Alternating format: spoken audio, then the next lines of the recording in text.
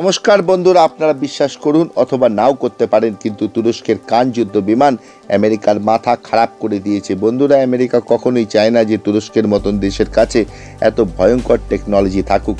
এই জন্যই নাটো সদস্য হওয়ার পরেও আমেরিকা অন্য সমস্ত নাটো সদস্যদের F-35 যুদ্ধ বিমান দিলেও তুরস্ককে কখনোই দেয়নি। আসলে বন্ধুরা, বর্তমান তুরস্ক সরকারের মৌলবাদী মানসিকতার জন্যই আমেরিকা কখনোই স্টেলথ যুদ্ধ বিমান টেকনোলজি তুরস্ককে দেয়নি।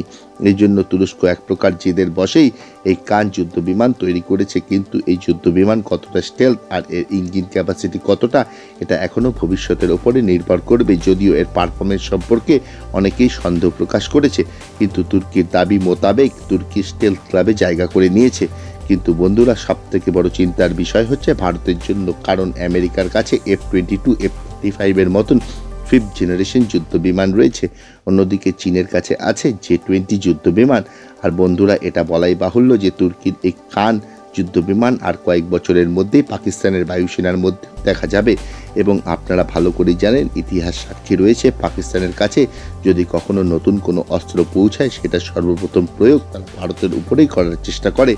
এর জন্যই ভারতের উপরে একটি স্টেলথ যুদ্ধ বিমান বায়ুসেনায় সামিল করানোর জন্য চাপ সৃষ্টি হয়েছে। কারণ বন্ধুরা, সুখোই আর রাফেলের মতন যুদ্ধ বিমান দিয়ে 5th জেনারেশনের যুদ্ধ বিমানগুলোর সাথে পাল্লা দেওয়া একদম অসম্ভব বলেই মনে করছে বিশেষজ্ঞ মহল।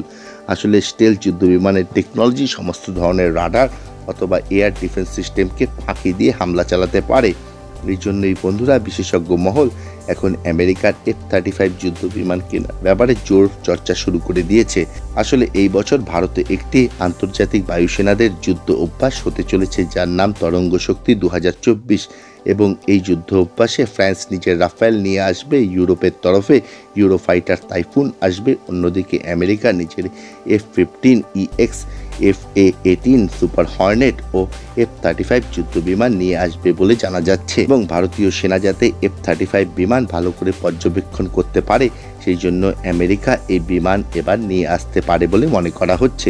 বন্ধুরা, আপনারা হয়তো জানেন, ভারতের MRFR ডিল এবছর কার্যকারী হতে পারে এবং ভারত নতুন করে 114টি যুদ্ধ বিমান ক্রয় করতে চলেছে। এবং আমেরিকা সেই দিকে নজর রেখেই ভারতের কাছে F-35 যুদ্ধ বিমান বিক্রি করার প্রস্তাব দিতে পারে বলেই মনে করছে বিশেষজ্ঞ মহল। এর পেছনে মূল কারণ বন্ধুরা, আমেরিকান কংগ্রেস এমন কিছু বিল ইতিমধ্যে পাস করেছে, যার পরে ভারতকে F-35 বিমান বিক্রি করার জন্য আমেরিকার আর কোনো আইনি সমস্যা হবে না। এই সমস্ত দিক লক্ষ্য করে এখন বিশেষজ্ঞ মহল মনে করছে যে হয়তো এই বছর তরঙ্গ শক্তি যুদ্ধ অভ্যাসে আমেরিকা ভারতকে নিজের ক্রুশিয়াল টেকনোলজি F-35 যুদ্ধ বিমান বিক্রি করার প্রস্তাব দিতে পারে।